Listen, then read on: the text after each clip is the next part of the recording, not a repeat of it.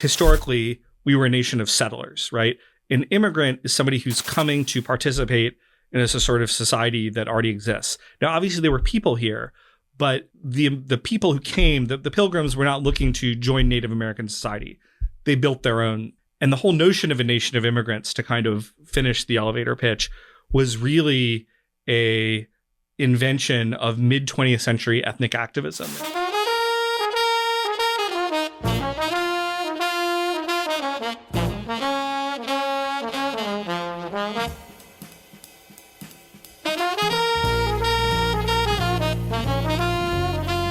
Howdy, everyone, and welcome back to Moment of Truth, the podcast of American Moment. My name is Saurabh Sharma. I'm the president of American Moment, and this week you're just getting me. Sorry, no cute, adorable Ginger for you guys. He apparently has to be with his wife to see his baby's ultrasound.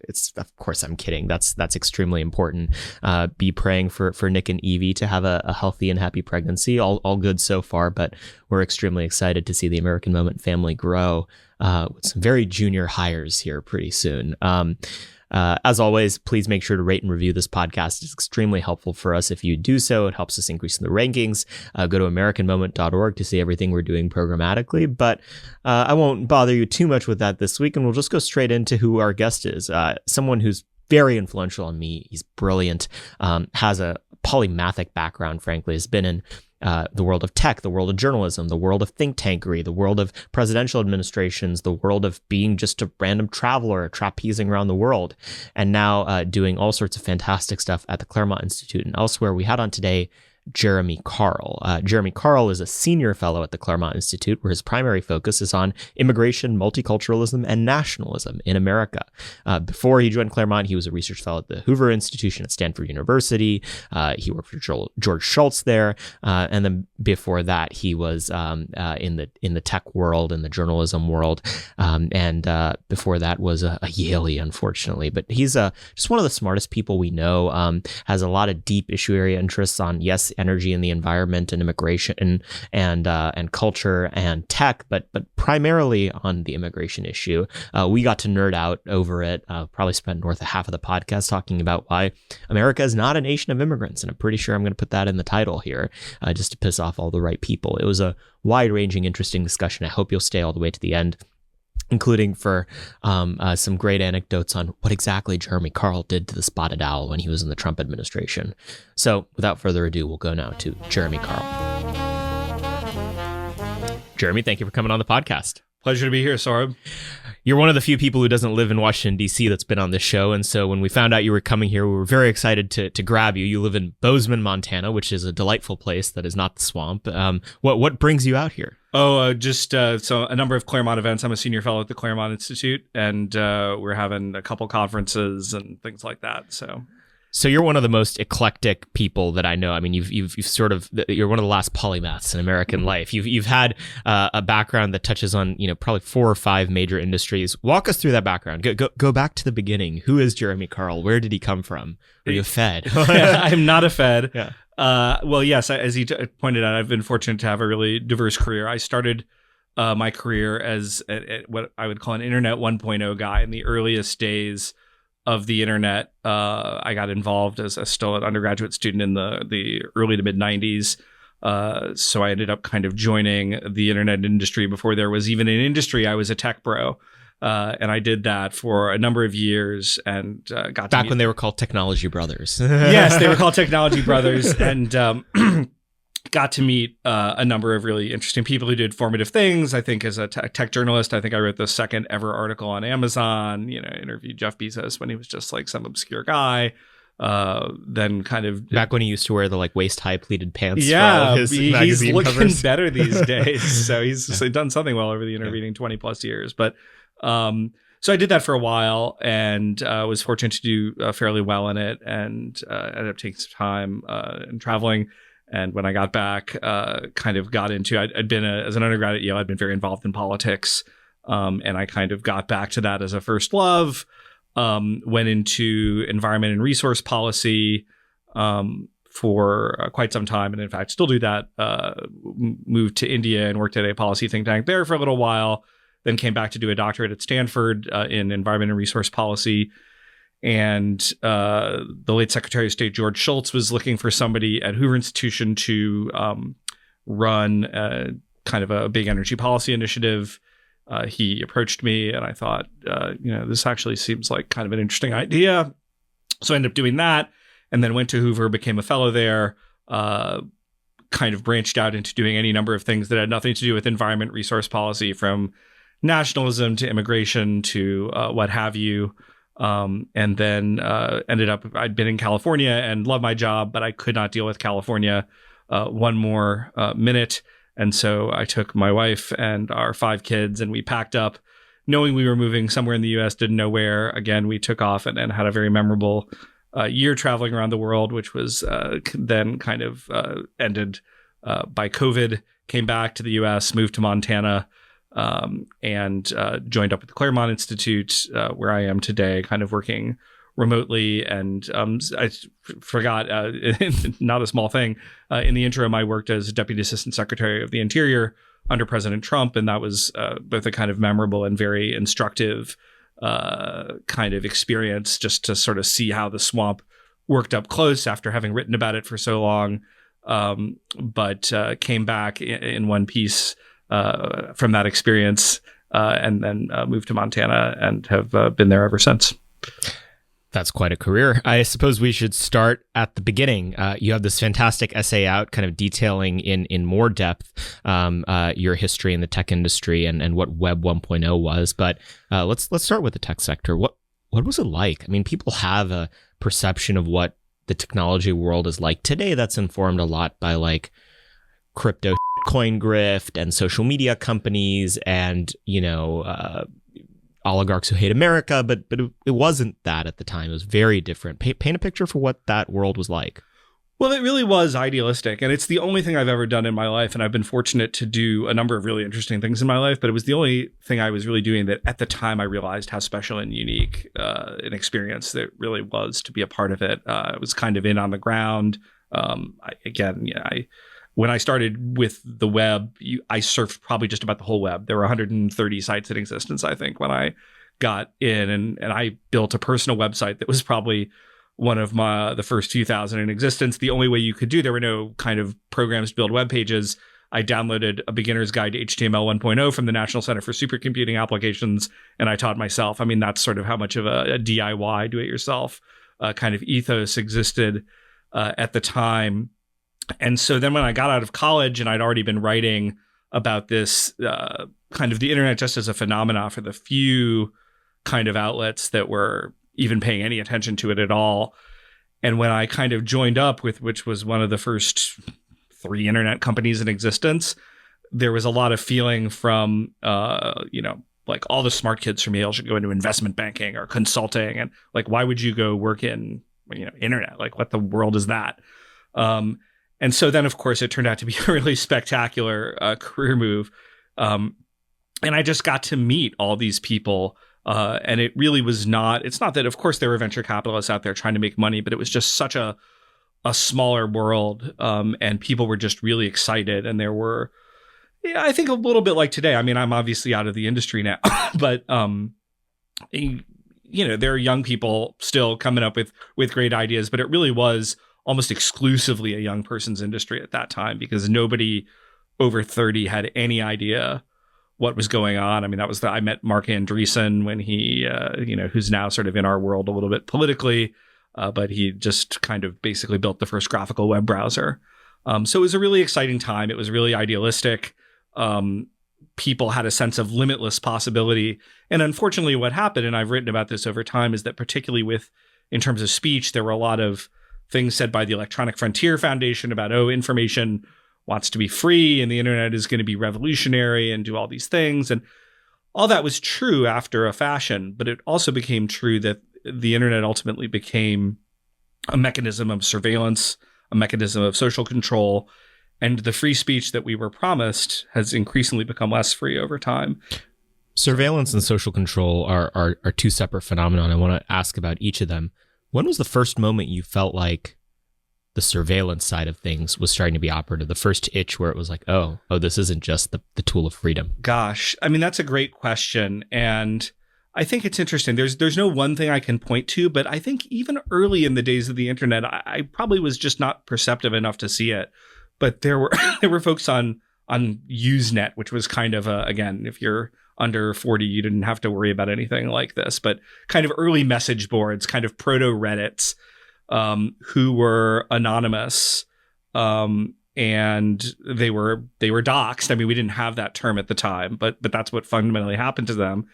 And they got in trouble. And in fact, I wrote a paper in college, again, when this was all just a very, very new phenomenon, about somebody who'd done something where they'd written like a violent pornographic thing about a real person on one of these sites under an anonymous way. And then they were doxxed. And even though, you know, there wasn't actually any real threat that was going on, but you know, various criminal things were threatened of them. And obviously that's not the most abusive example. I mean, it's actually arguably a somewhat reasonable one, but all of a sudden, you know, even over time, it just became clear that anonymity was not going to be what you thought it was, and that there were going to be consequences for things that it did. And then you began to read about China cracking down on internet dissidents and things like that, or even Singapore in the earlier days. So I think those were the times I began to really think about this. One of the fundamental things that would have changed in the time horizon since then is that the internet and digital media more broadly went from being a thing that people used that became a part of their life after they were already an adult to something that people are formed from the earliest ages of childhood. What was the, you know, in the realm of social control, when was it that you first felt like the technology was shaping us rather than the other way around?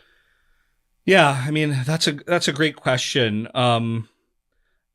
Again, I think probably the origins of it were very early. I mean, even in just some of the ways in which communication technologies began to arrive. Even when I was an undergrad, we had a primitive version of instant messaging on Yale's campus. And you began to see people's behavior really being shaped in the real world by how they used these tools. And again, I don't think that really we were thinking about them reflexively. I do remember reading a woman named Sherry Turkle, who was at MIT. She may still be there as like an emeritus, so she's certainly up near retirement. But she was writing about these things at an early age. And then Wired magazine, which has kind of become sort of cringe and boring now, but was sort of hip and revolutionary when it came out. They were exploring a lot of these cultural issues around the internet and issues of control. And they were much more utopian and McLuhan-esque in sort of their approach to things. But it definitely got me thinking about some of these, you know, the ways that the internet was going to be used that were going to have non-obvious effects. When it comes to the figures that were part of that Web 1.0, you sort of were in it with them, and then you went and did other stuff, and then you found out about them again once they became really famous. Yeah. What you know, you saw A and you saw C. What has that experience been like, watching the people, you know, and what you knew about them? How close are those, you know, once idealists to the people and the household names that we see today? Yeah, well, it's interesting, and I don't know how. You know, did Jeff Bezos, when I was talking to him, basically working out of a little warehouse in Seattle, effectively, did he have this vision for like what he was going to ultimately be and do? I don't know. I mean, often people who really go out and do huge things like that do have them, even if they're not sharing them with folks like me. Although I think it also kind of just developed organically. And in many cases, we were waiting for the technology to catch up with our visions. That was very much true at the company that I worked at. I worked at primarily a company called Real Networks that pioneered audio and video streaming on the internet, which you couldn't do before our software, basically. And so many of the commercial things that we want to do that people would take for granted now, if I'm going to stream my show or do whatever, we wanted to do all that. And had all of the sort of conceptualizations and subscribing to music services. But just the technology was not, it didn't exist yet. It wasn't mature enough to be able to do anything. In watching the people, I mean, it's fascinating for me to watch a guy, especially like, I'll return again to Mark Andreessen, because if there's any one figure, I mean, obviously the internet was a collectivity in terms of advancing it. But if there's any one figure who I would say was most principal and revolutionary, it would have been Mark. I mean, he really, in building the first graphical web browser, that's what caused things. As a grad student at University of Michigan, University of Illinois at that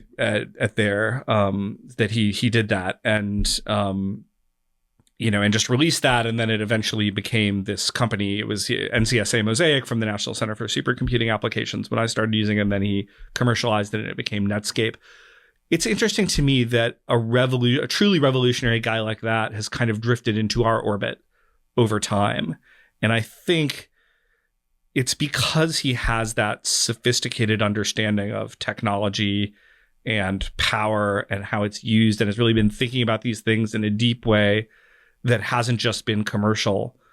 That some of the, and he's not unique. I mean, he's the one who comes to mind most, but some of these earliest guys in the orbit, and even though libertarians can kind of be cringe, there were a lot of less cringe internet libertarians, and that was much more the ethos. It was much more of a libertarian ethos than a liberal ethos back then. And even the Valley. I mean, the Valley, when I started in the business, was represented by a Republican in Congress, which is inconceivable today. So there's really been a dramatic woke revolution of which somebody else will write the good bio of that and not me. But the culture has really changed in the intervening decades, for sure. It seems like with a figure like Andreessen, he went from idealist to sort of a part of the establishment upon making his billions. And now, once he has the FU money, is able to be ecumenical once more. Did you have a sense of kind of what that process of sort of establishment creation was like? I guess it would have been in the early 2000s properly, when a bunch of dudes who had these things called computers no one knew anything about were suddenly centimillionaires or beyond. Yeah. Is that just money and what money does to people, or was there something specific that happened there?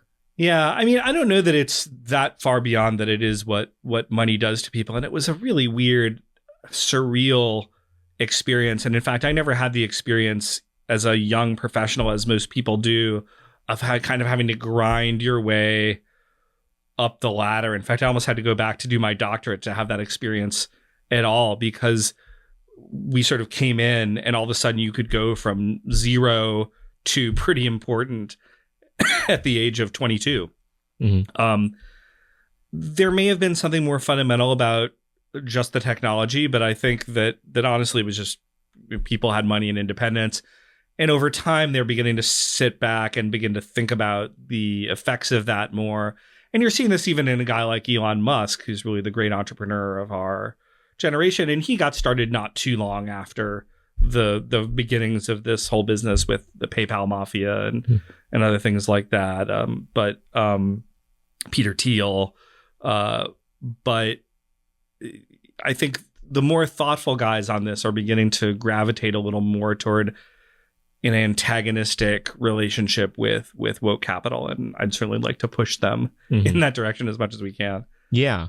So let's talk about the politics of it. You've been on the right for a very long time, it seems like. What does your own political trajectory look like? And then we can start by the earliest examples of your involvement. What was it like to be a right winger in 1990, whatever?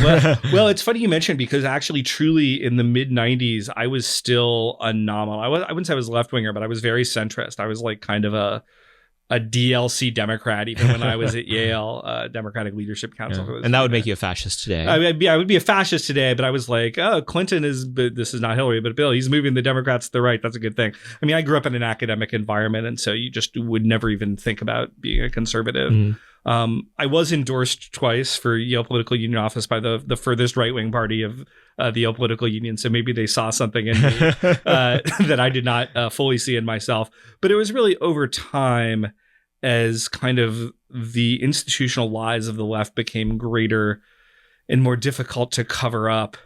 And also as I just got more life experience, as I think most people do, you begin to just see, our ideal ways that we think of doing these things doesn't really always correspond to how they actually work in the real world.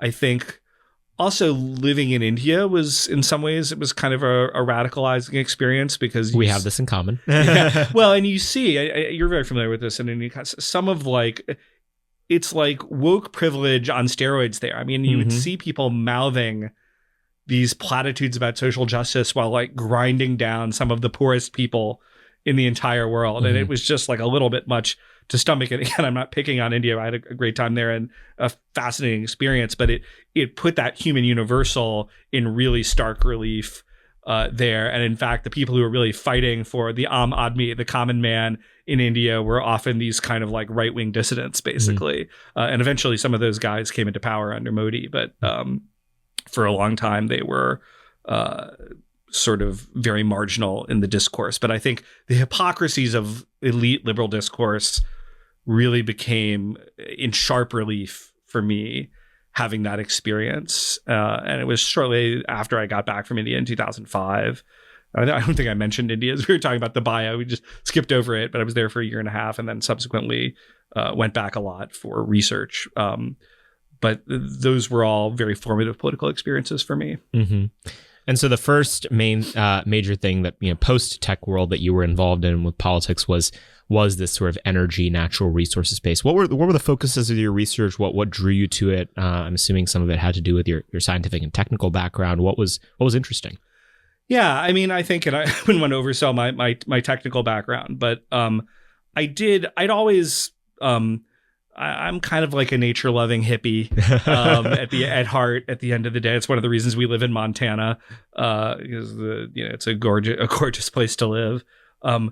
But those sorts of policy areas appealed to me a lot, and so I started doing that when I was in grad school, first at Harvard and then at Stanford, and I kind of gravitated toward energy more than environment over time, although I kind of oscillated back and forth because ultimately energy policy just tended to have more at stake and more serious people involved in it. I'm sort of sad to say I wish we had more serious people involved in environmental policy, but often it's just like the most stereotypically superficial moralizing leftism versus just, drill baby drill on the right. And that's it. Or people on the right. I mean, and I know there are tons of right wingers in Montana who all love being out in nature, but they don't always articulate that in terms of a policy program. So energy was like a little more relevant, a little bit more of a politically neutral space to get involved in. And so I did a lot of my most serious work there. I did a lot on kind of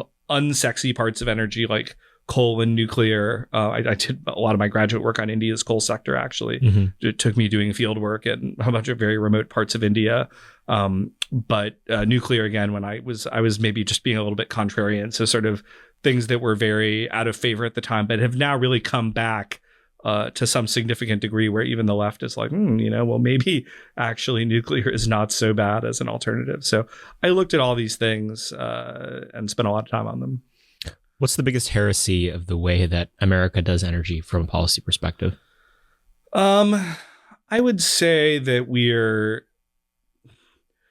everything we say about climate policy is just unserious. And that's true. I mean, particularly it's true on the left, but it's even true to a degree on the right. I'm not going to adjudicate that. I'm a hard right winger on most stuff. On climate, I'm a little more moderate, but everything that the left says about actual climate science and policy is almost just wrong.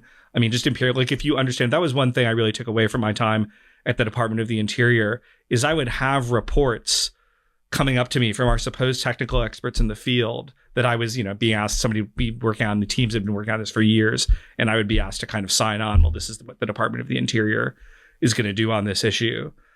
And I would read them and I would just be like, well, this is wrong. This is actually not. And I'm not talking about like I went on Gateway Pundit and like found something. I'm talking about like I went to Science Magazine and I'm like, have you read these studies? Because this actually, are you aware how these scenarios are modeled? Like, do you actually understand any of this underlying stuff?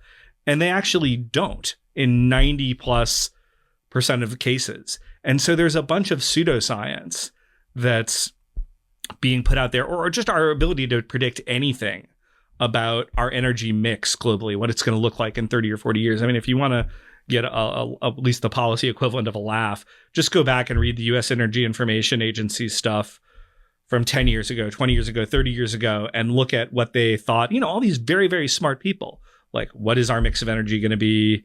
How much energy are we going to use? a bunch of monkeys throwing poo at the wall would have been more accurate. Yeah. What did they think it would look like? Well, it depends on who it was. They were all equally wrong. They almost all felt that we were going to use more energy than we did by a lot. I'd say the biggest way that people missed by a lot was on coal. They thought we were going to use a lot more coal. In some cases, depending on the year, they thought we were going to use a lot more nuclear. They continually fail to understand innovation. They fail to understand that the market responds to price signals and people begin to do different things. And then the smarter people who use models will tell you that all models are wrong, but some models are useful. And I'm really skeptical of a lot of modeling exercises, but I do think that if you do take that approach, you can get something out of it. But often that's not how they're used. They're just used as political bludgeons by the left. And just like with COVID, I mean, they've discredited the entire scientific enterprise, which I love, which I think is really, really useful within its own frame when it's not totally politicized. But unfortunately, it has been totally politicized to the point that we can't trust anything that any of these so-called experts say. I mean, I have to do my own first principles research on 90+% of this, or go to one of like 3 or 4 researchers who I can trust to not put their thumb on the scale. Yeah. That's sort of where we are. So on the climate modeling specifically, what is the track record of the mainstream left-leaning scientific establishment? What mistakes is it that they make, and where do you think that there might be useful information to draw there? Yeah. Well, I mean, first of all, these details can get very technical and esoteric, which I don't want to do on this podcast. But I mean, in general, I would say they've just been wrong on their temperature modeling, period. And these are enormously complex, right? Like, I'm not saying, oh, I could do better. No, I mean, it's almost like you can't do it. And when you truly understand the nuts and bolts to some degree about the resolution that these models are using, like how much they're assuming about, okay, well, this whole swath of land behaves the same way. Well, no, actually, when you really get down there, it doesn't. But if you treat it's like something more real and less ideal, then you wouldn't be able to run your model, right? So you make all these simplifying assumptions, and the net effect of all these simplifying assumptions is that it ultimately ends up garbage in, garbage out. So they're wrong on that. They're wrong on even bigger things, which is just that if you look at kind of how these things work, you're predicting certain things about what the energy mix is going to be like, what the size of the economy is going to be. And these are by far the biggest inputs in your models. And we don't really know what those are going to be. Like we have a track record of being terrible at predicting this stuff universally. There's not like, oh, John at the or Vakov's meal at the University of Manitoba, who's probably actually the only guy who is pretty good at this stuff. But I mean, it's not like this one guy actually got it right and everybody else got it wrong. It's like, no, everybody got it wrong because you just can't do it. So the whole thing is just kind of a rotten foundation. And where you could actually use it well is to understand, if people were being honest, how variables interact. But that's not how we use it. We use it in a politicized way, and we get garbage results as a result. So the politicization is the other component to this, right? There's just hubris on one end, which is thinking that you can divine the future and not being able to do so on sort of secular terms. And then there's, well, it's not just garbage in, garbage out. It's that we want a pretty picture on this end, and we're going to shove garbage in on one side until we can get the pretty picture. Well, when did you start to really notice the extreme politicization of climate science? Well, I think when I had a chance in graduate school to really dig deep into these models, and then first of all, people would tell you sometimes, and when I say that, I do not want to overestimate or overrepresent my own expertise in modeling at all, okay? But it actually doesn't take that much once you start digging into them to be like, oh, you can't really assume this with any validity. Or just as simple, you don't even need to be that smart. You just go back and go, oh, the paper that you wrote 15 years ago had a bunch of predictions and they were totally wrong. So why am I going to listen to you this time? But it was really in graduate school. And then I began to just see also, as I began to be around all these people at Stanford who were very left-leaning, how their political biases just colored everything that they said about these sorts of issues. And so it was really, I think, the more I started studying it, the more skeptical I became. And again, the reason I would call myself a moderate is I wouldn't say that climate change is not happening, that humans do not affect climate change, or not even that it's a problem that we shouldn't worry about. But I feel like it's a very tractable problem in a 98% case, and we can deal with it like we can deal with other problems. And the people who say that we don't or can't, they have an agenda to transform society in all sorts of other ways that are very political and really have nothing to do with climate or the environment at all. Transforming society, I say, gets a lot closer to, I think, the issues that animate your heart these days. See that segue? And, it was very good. I was like, wow, good job, Saurabh. And so during the time that you were at the Hoover Institution, I think you started to opine more on sort of what I would say is the kind of leading edge of our favorite hard right issues like immigration, like nationalism, so on. When was that period? I'm assuming it was sometime in the 2010s when all these issues were really reaching their apogee in terms of public interest before they got an actual political manifestation. And B, how did that track with your broader kind of right-wing journey? You know, did one happen than the other, or did you start, you know, noticing these things about the nation and such that then led to your political change? You know, it's a great question, Saurabh. And I think the time that was really transformative for my thinking about this actually happened much earlier. I left the tech business in late 2000, and I had the very fortunate position of having a fair bit of financial resources at that point, and nobody attached to me. And so something I certainly am very aware of now, having a wife and 5 kids.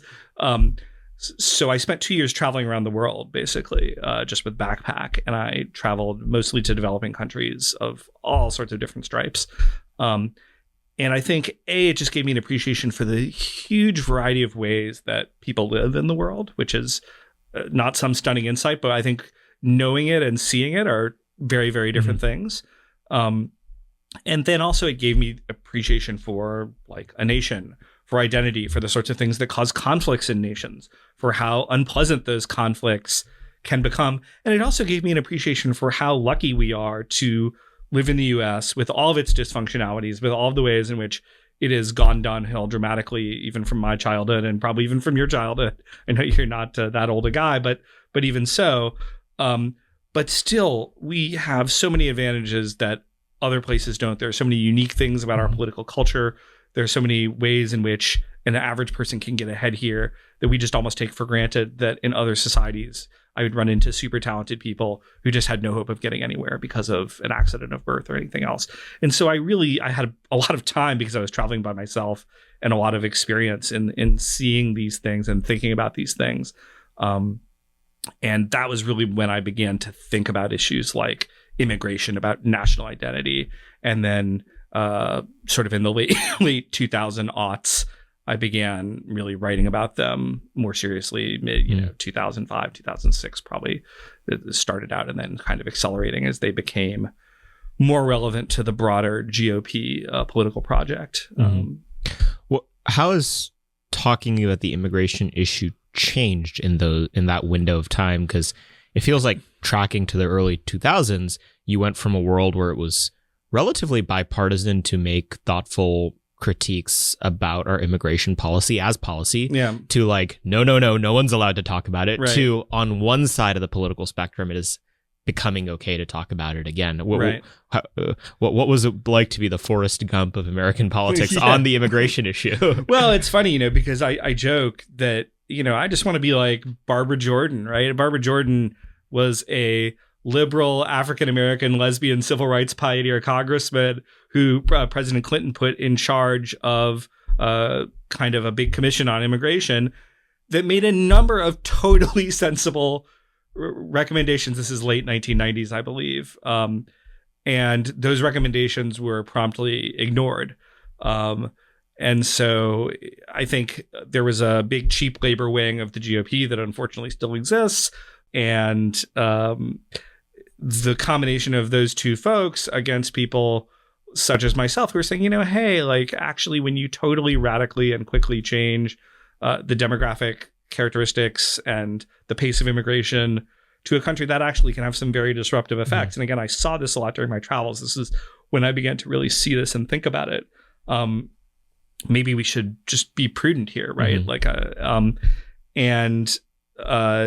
So that was such a marginal position, and I was kind of a a Ron Paul guy in 2008, and he was kind of on the right of some of these things, and also was much more skeptical, as I was and continue to be, of foreign military intervention. But we were like pariahs within the GOP. I mean, it was all just this kind of like hard right fringe, along with some kind of really wacko cringe libertarians who were weird. And it's been amazing to see the center of the party's, at least activist base, really come toward us to the point that, you know, the views that we were espousing then have been really mainstreamed. And despite the fact that it was done often in a very crude way, I mean, I think Donald Trump was the key galvanizer of that, for which I will give him enormous credit, because I think it's really important that we do talk about these issues. And obviously the left is not capable of talking about them in an honest way. But I think on the right, we're having a much better and healthier conversation about it. Yeah. What was the main flashpoints of the immigration issue at the time you were getting interested in it? I mean, one of the things that's shocking for any person who's not from America is realizing the way we do immigration policy. No country does it at the rate, scale, or manner that we do it in. Most countries don't really do it at all. They're not like, most people don't want to move to most countries, but even if they did, those countries would be like, I don't know. China and Japan are not exactly, you know, welcoming of immigrants, right? Yeah. Europe now to a greater degree, but historically, no. Yeah. And again, we're slightly different.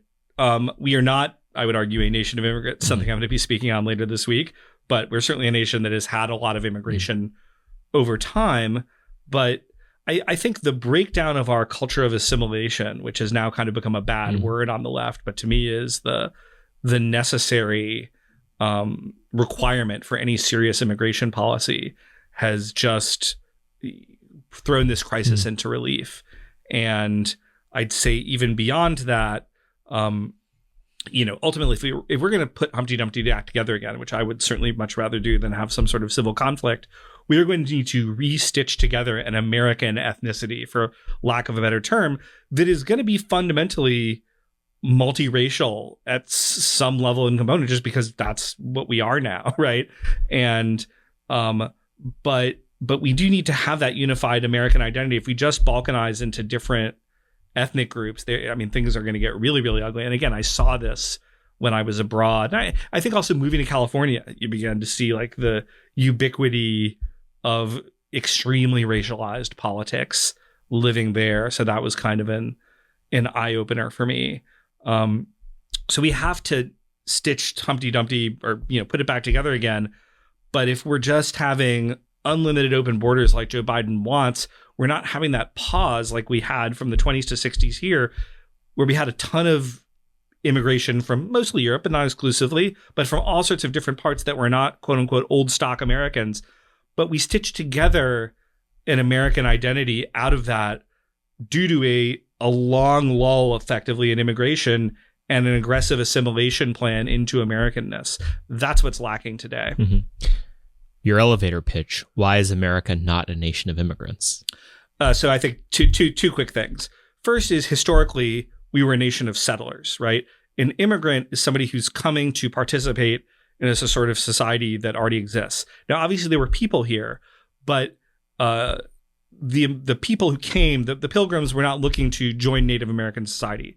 They built their own society, you know, for better, for worse, atrocities on both sides, you know, all duly noted. But that's the reality of that early immigration. It was also kind of very much an outpost of Great Britain functionally. I mean, at the time of the Revolution, 85% of Americans were of British, or I think even English origin, I think British. So we weren't really a nation of immigrants. And even if you read de Tocqueville talking about America 200 plus years after the Pilgrims landed at Plymouth Rock, there's not a single mention of immigration in Democracy in America. Not because, of course, there weren't immigrants, but because there was such a defined American character. And it was really only in the mid-19th century, after the failed revolutions of 1848, that we began to get significant actual immigration from kind of non-English speaking countries. I mean, we had some, there were the Dutch, et cetera, and Germans, but not at a sort of high level that it was dramatically shifting society. Then after that, you also had the frontier that you have to add to that. And this gets back to Frederick Jackson Turner, famous talk at the American Historical Association, The Significance of the Frontier in American History, 1893. This kind of notion that we were always kind of settling out until 1890 and the frontier closed. And of course, many people were coming to an established society, but there were also people who were kind of creating a new society up until that time.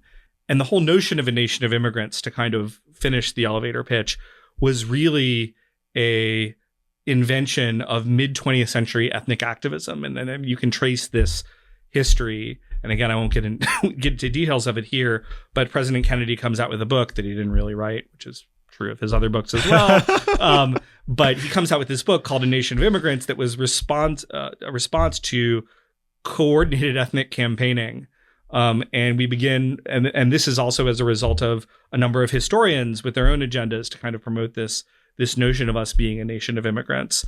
And that's when you begin to see this kind of ideology serving the interests of a large group of Americans.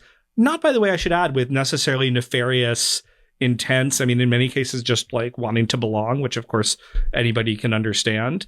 But in doing that, they sort of recreated a historical record that wasn't really there. Yeah.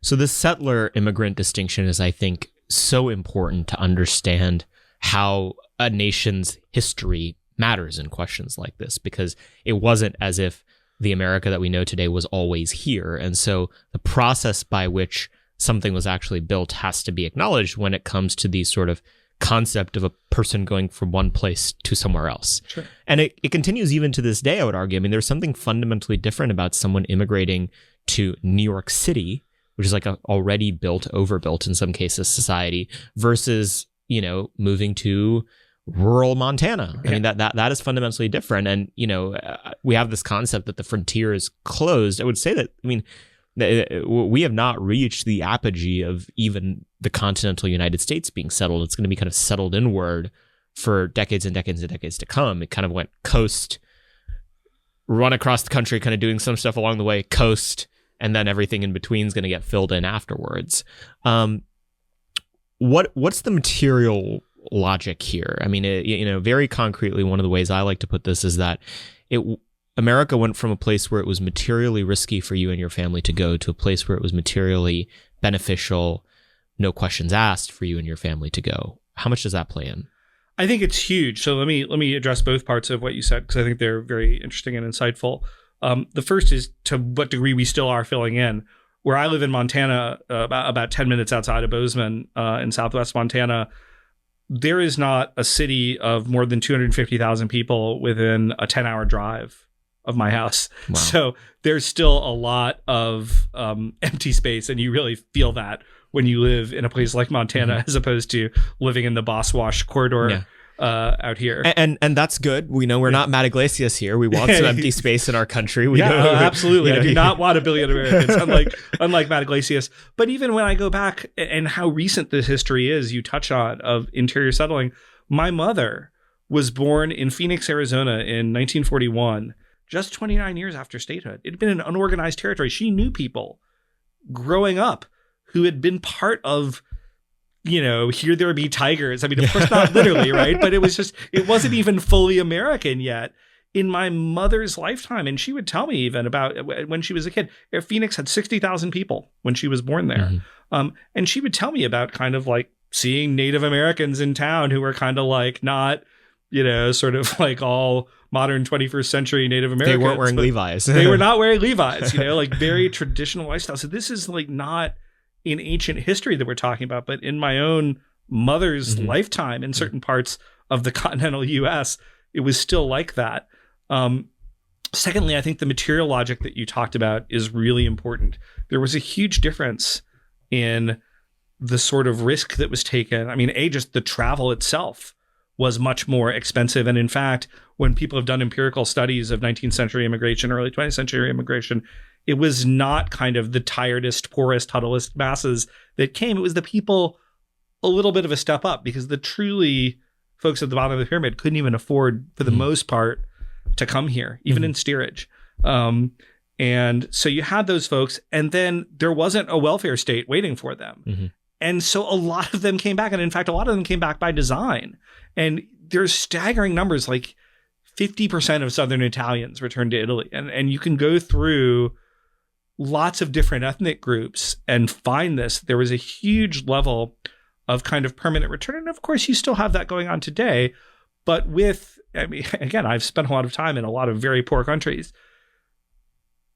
With the American welfare state being what it is, there is pretty much no scenario in which you are not going to be dramatically better off if you can somehow get your way to the United States than you would have been in the Central African Republic. And oh, by the way, we're not ever going to really deport you either. Yeah.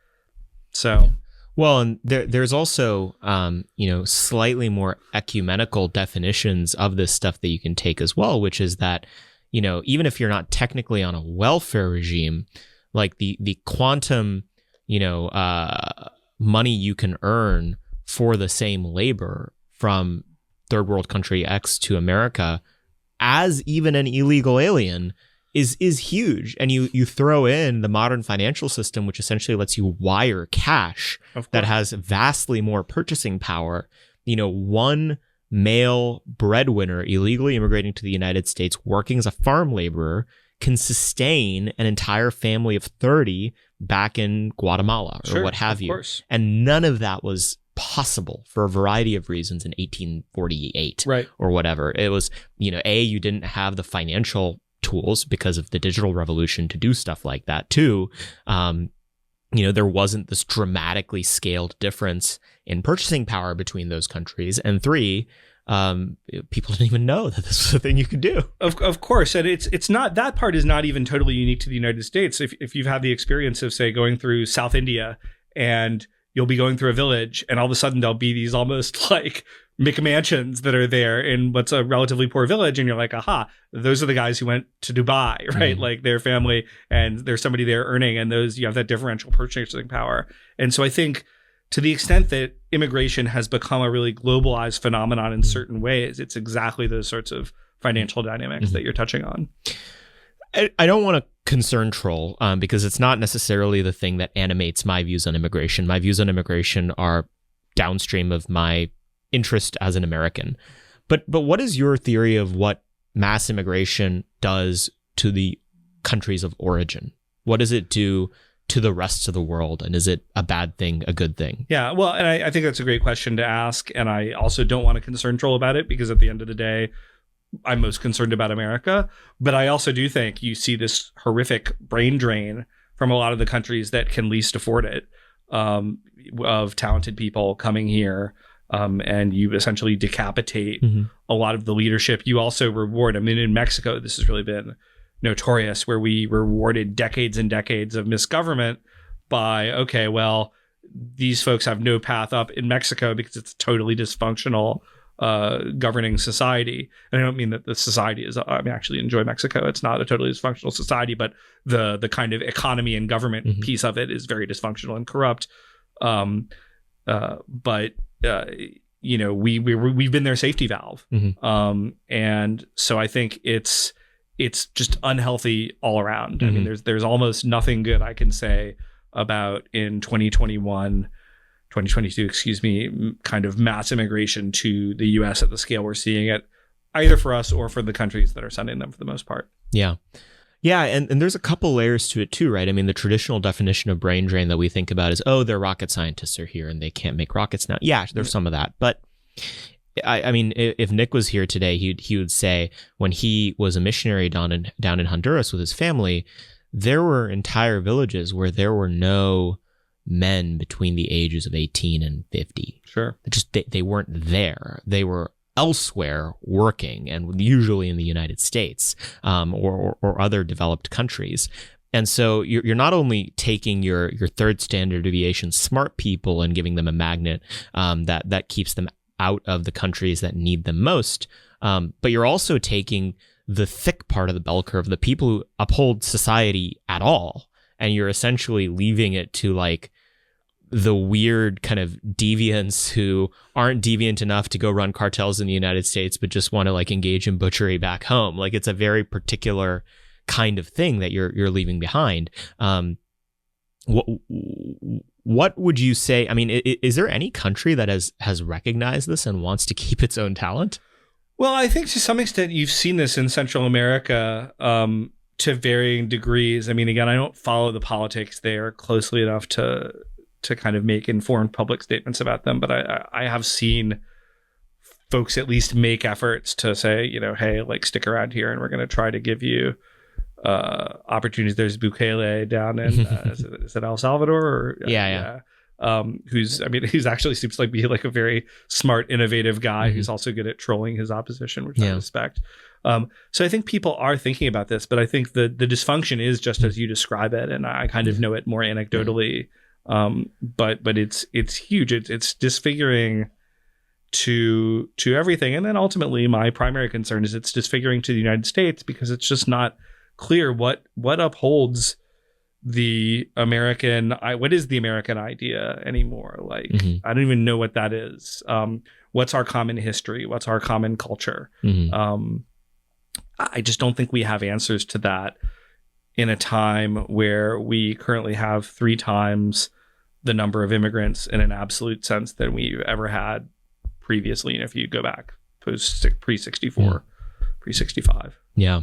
Buchela is interesting because he's probably the only world sovereign that you and I can point to that follows a lot of same Twitter accounts as us. And I'm not talking about the Atlantic counselor Joe Biden right now. Right. He follows very interesting Twitter accounts. Yeah, I mean, the consequences of immigration in the United States, I think there's so many that you can look at. One of the ones that I'd like to dive a little bit deeper into is the cultural side of things, because this argument does get a little bit muddy, and it's important for us to be precise in terms. Is like there is some truth to the idea that immigrants are more socially conservative than the domestic population of citizens. There is some argument to the fact that they're harder working, but ultimately I think that those arguments fall apart on an intergenerational analysis and also on their own terms. Well, walk us through what are the lies and the myths that are baked into all of that. Right. Well, and I do think that's important. And one of the things I don't engage in immigrant bashing at any times. I mean, I don't even have anger toward immigrants. I mean, I've said many, many times, gosh, if I were in X country, which is like 90% of countries, I would be doing anything I could to get to the United States, having spent time in this country and so then spent time in the United States. I mean, I totally get it. I'm angry at the left and the corporate right, which has so little regard for our own citizens that it's saying, oh, well, come on in. The water's warm. We won't have any effect on us. So I think, as you point out, a lot of these analyses of social conservatism and of hardworkingness are absolutely true for generation 1, but they kind of fall apart intergenerationally when they become just as degenerate as we have become. But also have the attendant problems of like, hey, I don't totally feel like I belong here, or I totally, whatever else. Just the inherent kind of feeling that it's harder to make the American story my story, and which I don't support, by the way. I mean, I think it just definitionally it has to be the American story for every American citizen. But what functionally happens is that you see the erasure of American history and American heroes, because a lot of these new people, when they're here in such volume, they're like, well, this story doesn't star my family. And so these are bad guys. I don't like these guys. We're going to erase these people and what they built, and we're going to do a new story starring me and my family. Totally understandable human reaction. Again, I didn't blame folks for thinking that way, but it's not good for the country. Yeah. And you then see the reaction, of course, on a lot of the more provincial people on the right. And I'm not using that pejoratively. That's a lot of people out where I live. It's just, factually, who kind of are not connected to these immigration flows and whatever. And they look at this stuff and they're like, we're renaming schools after George Washington. Like, they can't even comprehend it. And I don't blame them. Yeah. Yeah, I'm thinking out loud as I'm thinking about this, but one of the downstream consequences of the fact that when you have mass immigration, you get mass quantities of people who can't see their family in a nation's history, and so they don't. Whereas if there were just a few of them, they kind of have to. They do. But if there's a lot of them, they don't. We're also on the second generation of that problem, which is that to the extent that they have ties in the country, it is their sort of ethnic predecessors in the 20th century who were defined by, because of the cultural political mores, social revolutions that they engendered. And so the only historical sense that they can tie themselves to is also being a social revolutionary. Sure. And so they have a history now, and it's like, okay, we're, viva la revolution. That's like that's no way to run a country, because like part of what defines any country with history is good times and bad, and they only can think of themselves in the times of churn and the times of bad. I mean, sure. We're sort of on generation 2 or 3 of this project, to the point where there's a lot of patriots who, for the longest time, in the 90s and 2000s, were kind of out in the wilderness, and they weren't listened to, and many of them were canceled. But how has this problem materially changed from, say, someone who was an immigration patriot in the 90s and early 2000s to today? We're 20 years further along in this process.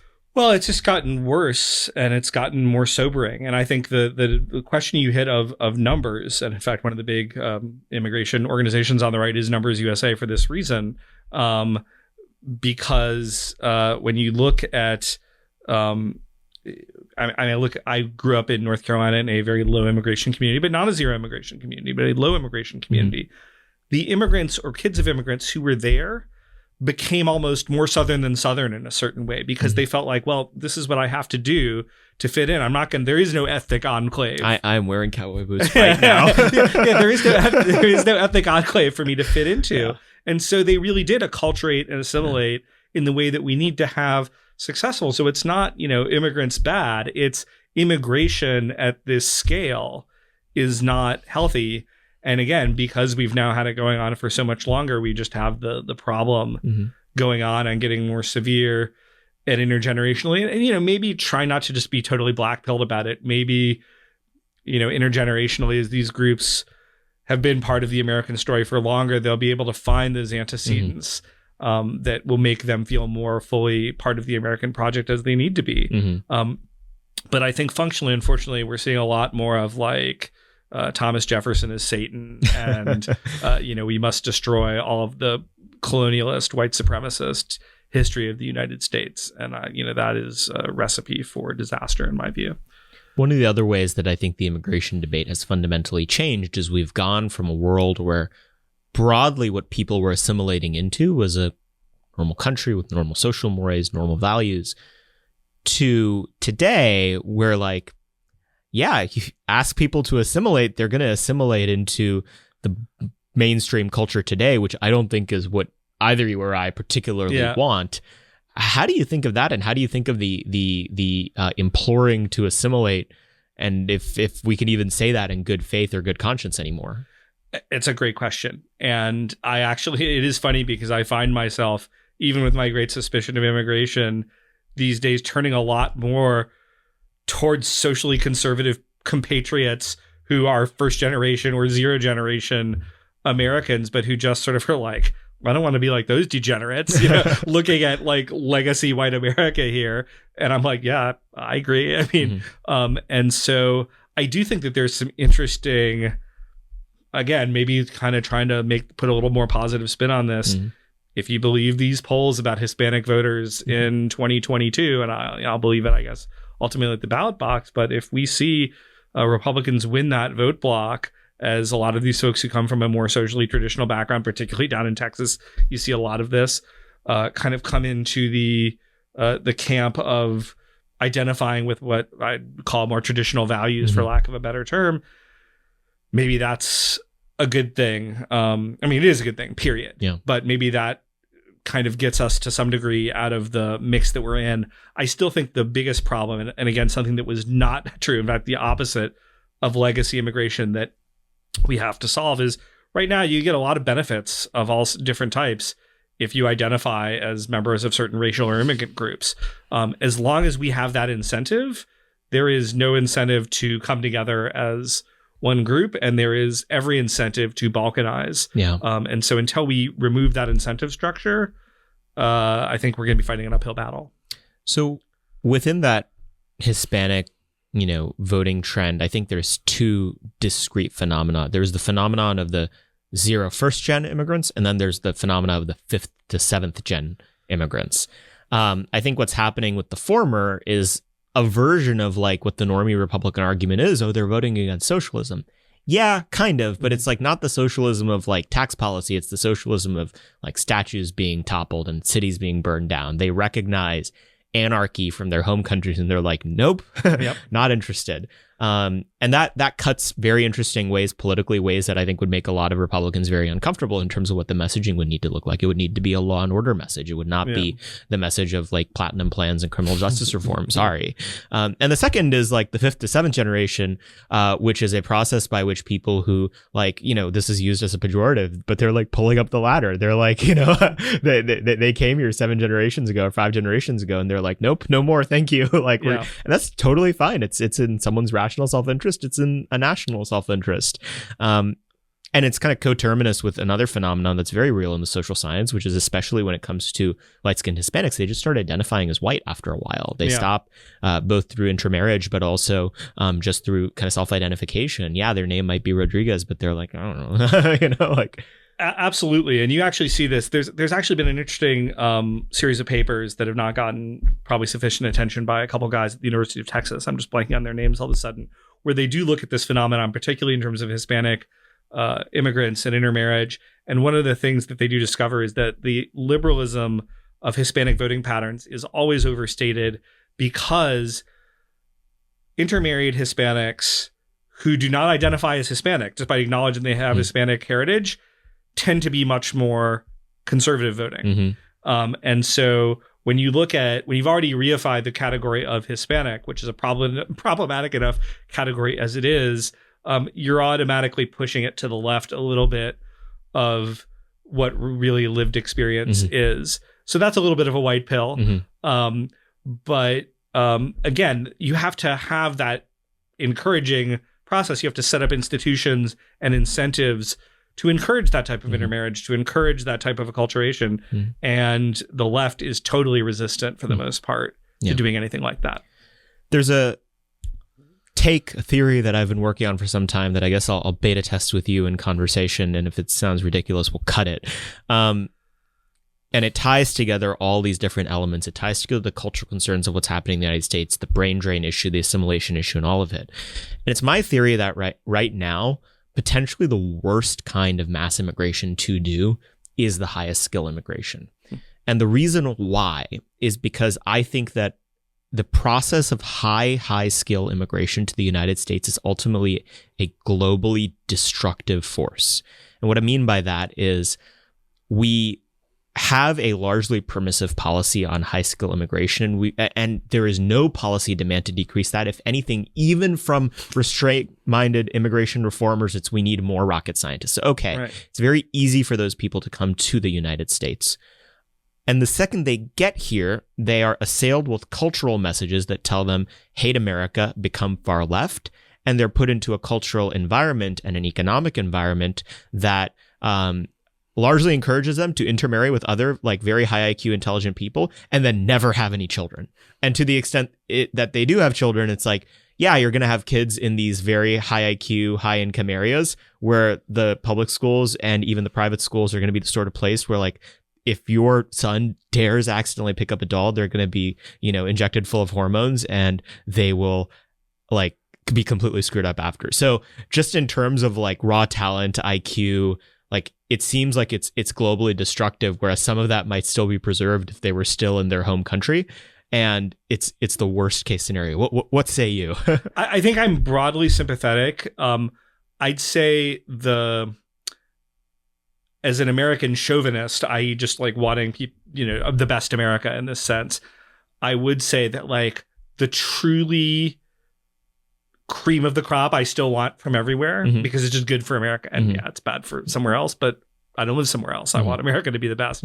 The problem is that's not what you have. And if you look at H-1B visas and you actually dig into the details of how these are used, you're getting a lot of like good, solid, smart, like the sort of people who would populate that good professional class somewhere else.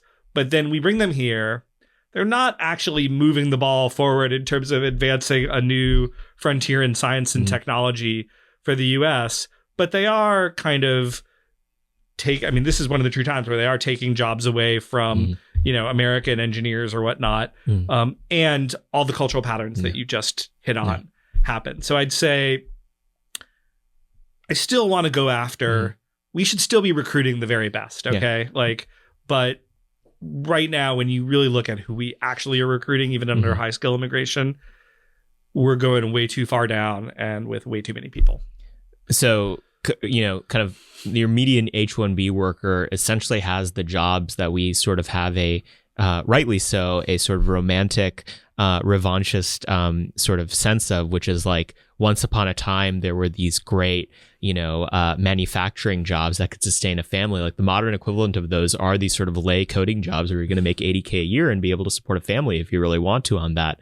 That class of people is being entirely, superseded by H-1B and programs like it that, or it's being outsourced, which is it's pretty concerning. And it's why American policy on any one of these issues that define, our faction of the right, whether it's foreign policy, immigration, or trade, you can't disentangle any of these because say we did shut off the H-1B spigot, we would just accelerate the outsourcing spigot. And so we need to pay attention to both if we want to actually create the mechanism by which Americans get those jobs. Yeah, no, absolutely. You did spend some time in the Trump administration, and I want to hear a little bit about what that was like. One, why'd you decide? I mean, you were there for, I think, 4 months. Yeah. Why'd you decide to do that? And what'd you do? They spent more time vetting me than I did actually in it. I had actually turned down a job midway through to be on the Policy Planning Council at the Department of State, which would have been very interesting. And thinking about all the trouble you could have gotten into I could have over gotten there. into all sorts of trouble. I did it for not totally, but primarily personal reasons of we'd had this dream as a family that we were going to travel. And this was like the one time when you have two parents who have careers and 5 kids, the amount of time that you can sync up to make this a non-disruptive element in your life is very small. We had it. So I ultimately turned it down with some reluctance. I then got back and they just heard I got back and they're like, aha, you have no more excuse now. So they got their claws into me. Yeah. And I thought, well, this will be at least. Well, let's talk about the reasons why, because you were deeply right wing, which was important to the great patriots that were at the presidential personnel office in the last year. The administration, tremendous patriots for all of you. Absolutely, we can give them shout outs. John McEntee, James Bacon, all those guys. But you were also credentialed in traditional ways that are really important to the non-teeth pulling nominations. Yes. Yeah. And you had the PhD, you had it was a PhD, right? Yeah, although actually I dropped out of the PhD before my dissertation to go work for Secretary Shultz, but I had that graduate training. Yeah. You had the graduate training, you had the private sector experience, you were colorable is the word that they like to use as a nominee. Yeah. And so that was the reason why, is because you were relatively inoffensive, but you had all these amazing right-wing priors, and you were broadly, generally competent, so they could literally stick you anywhere, which is why you were originally nominated for policy planning at Department of State and ended up at Department of Interior, while also being primarily an immigration guy and so on and so forth. So you did end up getting roped back in. Why'd they send you to Interior, and what'd you do there? I think there was a thinking that this would just be, I could have gone to any number of places, but I felt like for me, because I also knew, because I'd written controversial things, that I would, which was, the one little fly in the soup, that those things would come out and be used against me in various ways when I joined the administration, which is, of course, exactly what happened. Didn't particularly bother me, but the Washington Post. It was out there, yes, lots of people saying what a terrible person I was. Yeah. But what I think was useful was I could really go in there in the Department of Interior, and I felt really confident that I'm really good at this job. Okay, I know way more than probably just almost the vast majority of other politicals in this building, and frankly the vast majority of their alleged professional staff too. I just had a better background in it. Now, of course, I want to give due respect particularly to my fellow politicals who knew DC and how those agencies worked much better than I did as a total newbie coming in. But I felt very comfortable in my competence, and that I could look anybody in the eyes as enough of a person who cares about professional competence and say, yes, I was really qualified to do this job, and that's why they brought me in to do it. And if we'd gotten a second term, they had various senatorial confirmed plans for me that could have been a rather epic confirmation row, and probably just as well for my personal life that we didn't have to go through all of that. But if I'd known that it was obviously just going to be for 4 months, I wouldn't have done it. But it's also, and this is the way they do things with the White House's people, because I was a White House guy and not a department guy, and the deep state didn't want me. They put me through the most ridiculous ringer for months after months after months, even though there was nothing in my background, I thankfully say, that was really causing any concern. But it got to the point that I was like having to sell individual stocks that I didn't even know I owned within mutual funds that I had trivial holdings in.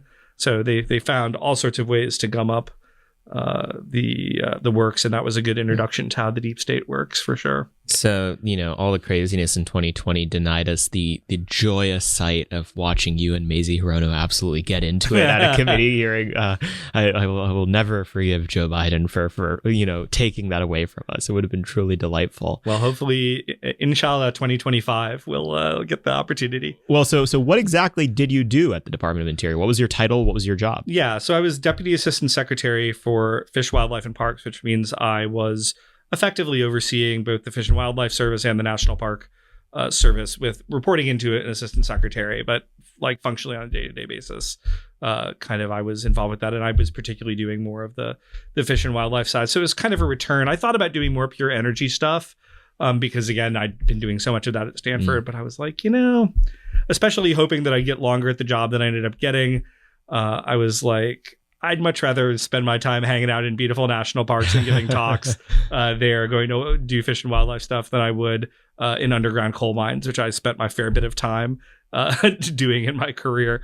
And so I just decided to do that. And Are there pictures of you with a hard hat on? I do. And particularly in India, I spent all sorts of time in crazy, dangerous underground coal mines, talking to people about their jobs and, how efficiently things were run. But it was just nice to kind of get back to that sort of more pure environmental interest that I'd always had, and that I now luxuriate in living in Montana. I really enjoyed that piece of it. I enjoyed all the content of what I did. And there were good people in the bureaucracy, even, who I worked with. There were clearly people who were out to thwart me. There were people who were leaking stuff, but there were also people who were out there just trying to do a good job. And I do want to acknowledge that, even amongst the careers, and wanting to move the mission men in those green uniforms and those cream-colored hats with the wide brim. Well, certainly, I think the closer you got to there, the more people you got like that. But even in the DC policy apparatus, not everybody, or at least maybe if they were toxic, they were hiding it very, very effectively from me. I don't discount that. But, I did see one of my big takeaways was just how much you had to fight these people, and also how defeatist our attitude was toward thinking this was an acceptable state of affairs. And they would be, I would talk to my sort of more the other senior politicals in the department, and they're like, oh yeah, this guy's going to try to thwart you in this way. And, you just do this and this and this. And like, maybe you can win. And I was like, no, he works for me. Like, he has to do what I say because I am the duly appointed, designee of the president. I mean, definitely attenuated, obviously, at my level, but through the secretary. And like, we were so defeatist in mindset often that we just didn't, we sort of accepted that, of course, the bureaucracy should work against us. And so one of the things I'm thinking about a lot now at Claremont is like, well, what can we do to really address that in more fundamental ways when we get back in office, so that we don't simply accept what is a totally undemocratic, breaking with all of the traditions we should have as a country, state of affairs. When an administration comes in, we should be running the country within, obviously, a framework of laws passed by Congress. And the bureaucracy is here to help administer our policy. We should not accept a state of affairs where the bureaucracy fights us. But unfortunately, among DC Republicans, I think there's a lot of acceptance of that. And so as a naive person coming from outside, that was a little shocking to me and not something that I did accept then or do accept now. In that issue area vertical, what was the most exciting right-wing thing that was possible that could be done? Well, let's see, there were a few things. We did some things, and I think ultimately because we didn't fully keep the Senate, I think they may end up kind of being undone over time. But we did some things with the spotted owl, which was a great 1990s environmental issue that just like never died, where I really felt like, I dug in again deeply to the science and policy in ways that I was very comfortable with that most politicals would not be, and was really able to say, honestly, there were some people with an agenda in the professional staff who were trying to get us to do a bunch of stuff that was really not justified by the science or law. And so we were able to push back on that and really do something that kind of made more sense from an overall cost benefit analysis of caring for the environment, but not kind of totally destroying local communities and things like that. And so that was kind of one fun thing I got to work on. It was not the only one. And then we got some fun money to play around with in the national parks and do some things that I think were useful there. But those would be kind of among them. But I would love to go back. I was sort of surprised. I didn't think I was necessarily going to like it. I felt like, well, I should go do this because I'm in policy and I have this opportunity. They want me to do it. I should go do it. But I was actually surprised that I really enjoyed it, despite even the people trying to undermine you. Yeah. I kind of enjoyed the practical element of policymaking. Yeah. Yeah. So Jeremy Carl personally murdered millions of spotted owls. That's going to be the takeaway. That's the headline. That's the next Washington Post article. Absolutely. Jeremy, where can people keep up with everything that you're doing and follow you? Because I assume after this, people are going to want to do that. And everybody should, because despite being aggressively throttled and shadow banned on Twitter, I still maintain the fight. That's really probably the easiest way to do. I'm at Jeremy Carl, JEREMYCARL 4 is my Twitter handle. I need to come up with a little more imaginative one. I just kept that from like 8 years ago, whenever I signed. Well, that's how you know that you weren't a tech bro there, technology brother, for a few years, is because you weren't like immediately the first Jeremy Carl on Twitter being able to grab that handle. That's true. I was just, I have to say, I say this with some shame because I spend way too much time on Twitter now, that like when it came out, I was like, why would I be interested in that? Yeah. And then you kind of, it's like heroin. I don't know. I've never used heroin, but it's like, all of a sudden you're really addicted to it. That's the best place. I tend to put out my articles there. There may be a Substack coming forthwith. Watch that space for details. And then also, of course, the website of the Claremont Institute, which is the very fine institution, really, I say without gilding the lily at all. You'd be hard pressed to find a better institution or think tank on the right that is nice enough to pay my salary. And you can certainly check out some of the things that we're doing there. They are great patriots. Jeremy, thank you for coming on the podcast. Thanks, Saurabh, so much. It was really fun. Hopefully you guys enjoyed that. I certainly enjoyed taping it with him. I think we went a little bit long too, which is always fun to get some time with their guests. Thank you, Jeremy, for taking the time out of his busy schedule when he's here in DC for a couple days at a time to tape with us. You can follow all the work he's doing, obviously, at the Claremont Institute's website, and then follow him on Twitter. He's a great Twitter follow, and he pisses off all the right people every single day. As always, please make sure to rate and review this podcast. 5 stars only, please. And if you write a question in your reviews, we'll be sure to answer it. You can see the video version of this podcast on YouTube and Rumble. We're always trickling out clips on Twitter at ammomentorg, and you can follow me at ssharmaus. Thank you guys, as always, for listening. I feel like we say this every week, but we have no idea why so many of you do listen. I get stopped by you guys on the street all the time. But once in a while, I find out that some of you hear my imploring to you to reach out to us at americanmoment.org/join if you want to join up with the things we're doing concretely in DC, and you think it doesn't apply to you. It does. Please do that. If we can help you advance in your career, to get more involved, fighting on the issues that we talk about here on this podcast, and you don't reach out to us, we have no way to know that. So please reach out. americanmoment.org/join. You will meet with me personally, and we will talk about how to make sure that you have as much of an impact in this world as possible. Thank you guys, as always, for listening. We'll see you guys next week. Moment of Truth is an American Moment Studios production, filmed at the Conservative Partnership Center. Our podcast is produced and edited by Jake Mercier and Jared Cummings. Our intro music is A Minor Struggle by Ryan Serenich. Don't forget to like and subscribe on all platforms, and you can go to americanmoment.org to learn more.